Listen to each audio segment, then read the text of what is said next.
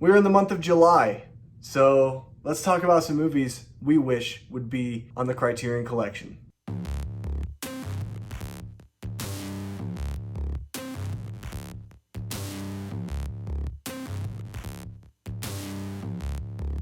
I am joined by my good friend Nathan Hale from Nathan Hale Movies. Hey Nick, thank you so much for having me on the channel. I'm super excited to continue our list. Thank you so much, Nate, for collabing on this video with me. We are going to be going over our 5 through 1 picks. So if you have not seen Nate's video, you should probably go check out that video first on his channel, which again, the link will be in the description, or there'll even be a title card, which will be placed right here. I will be saying my 5 through 2, and then Nate will say his 5 through 2, and then we'll both say our number ones for films that we wish would be on the Criterion Collection. My number 5 is Quentin Tarantino's Reservoir Dogs. This is Tarantino's first film, and Tarantino doesn't have a single movie on the Criterion Collection. Now, he is a little bit of a more mainstream director, but Christopher Nolan is a mainstream director, and his first film is a part of the Criterion Collection. Now, a lot of people would say Pulp Fiction, which is a great choice and a great movie, but I think that movie's a little too mainstream. So that's why I chose Reservoir Dogs, and I think that this is a movie that could definitely use supplements in an upscaled physical media release, because let's face it, Reservoir Dogs doesn't really have that be-all, end-all of physical media to collect, and I think that this is a movie that would be perfect for the Criterion format. My number 4 film is an animated film from Studio Ghibli, and that is Spirited Away. So Miyazaki, he is a director that also deserves to have some type of mention on the Criterion format, and Spirited Away is the perfect movie for this. Not only is it heralded as one of the greatest films of all time, not just from an animated standpoint either, but this is a movie that is the perfect coming-of-age film that to this day is still heralded as one of the best of all time.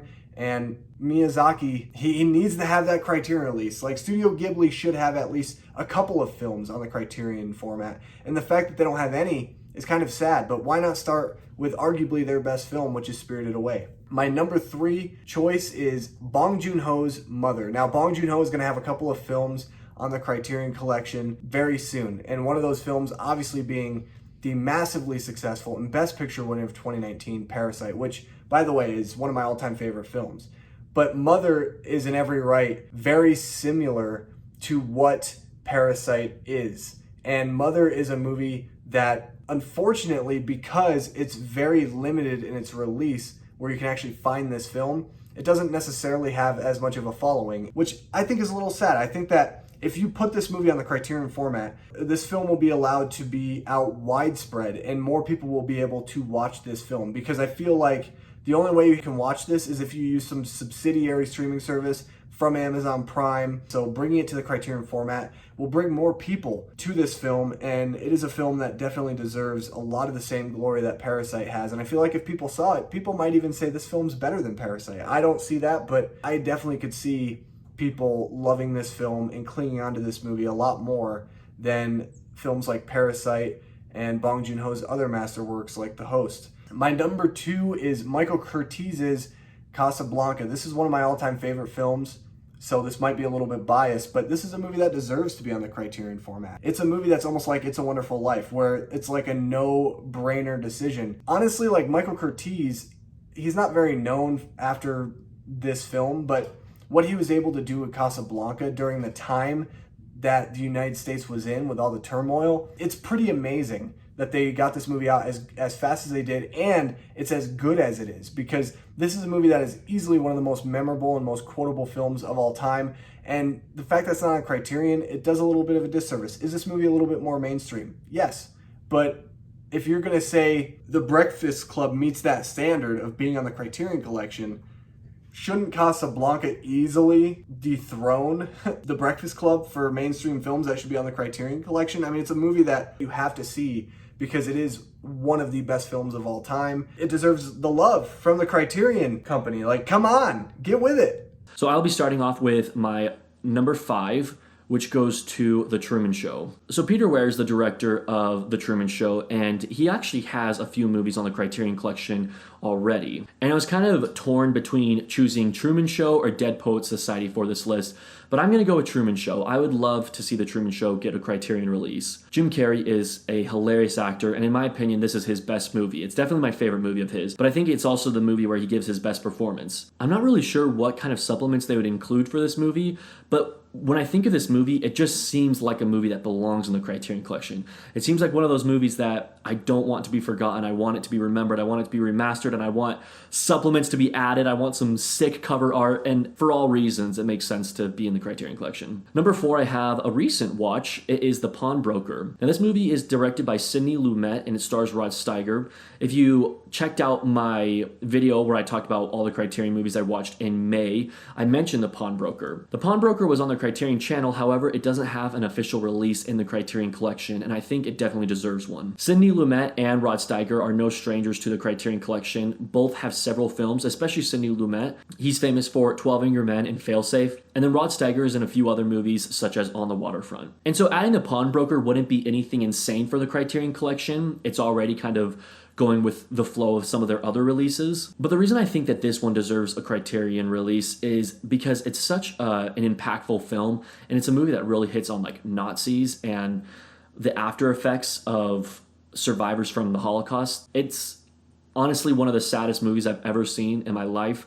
And so if you do check this out, make sure to be prepared for that. But I think it's a movie that's very important, and more people should be talking about this movie, which is why I think that it deserves a Criterion release. All right, so coming in at number 3, I have A Separation, which actually won the Oscar for Best Foreign Language Film for the 2012 Oscars. This movie is directed by Asghar Farhadi, and it's my favorite movie I've seen of his. Granted, I've only seen 3 of his movies, but still, this one's my favorite. I think that there's a lot of good reasons this deserves to be in the Criterion Collection. For one, it won Best Foreign Language Film at the Oscars, which, I mean, that's always pretty cool. But also, it would be a good representation of Iran cinema. From what I understand, there's not too many movies that are represented in the Criterion Collection from this side of the world. I mean, I could totally be wrong. I'm not a pro with the Criterion Collection, but there's not a bunch of movies that come from this side of the world that are screaming Criterion. I would love for A Separation to be put in the collection for that reason, but also because it's simply an amazing movie. Like, I have no complaints with this movie. I've only seen it once,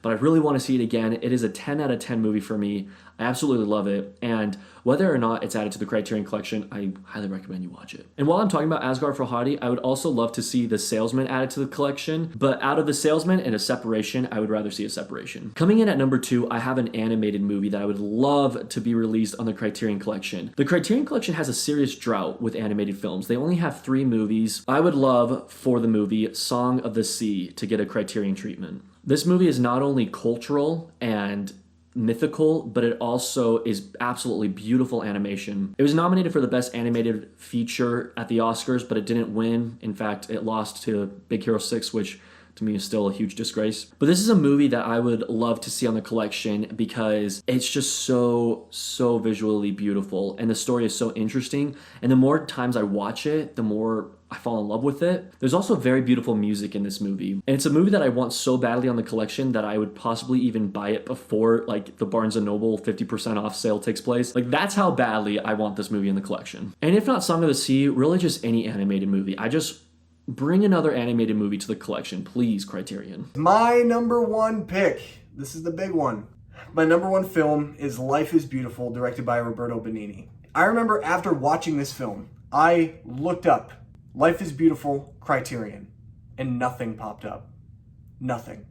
And I was devastated, because if there's one movie that I had to choose from all these 10 to be on the Criterion Collection, it is this film. This is a movie that should be looked at by masses of people, because this is a film that I feel is a little underrated. It's a little underrated, and it's so good. It is the happiest Holocaust movie that you can find. This movie screams Criterion. It screams it. It shouts it. Roberto Benigni did something so magnificently hard, and people don't understand that or recognize it. This movie deserves supplements that complement just how amazing the film is.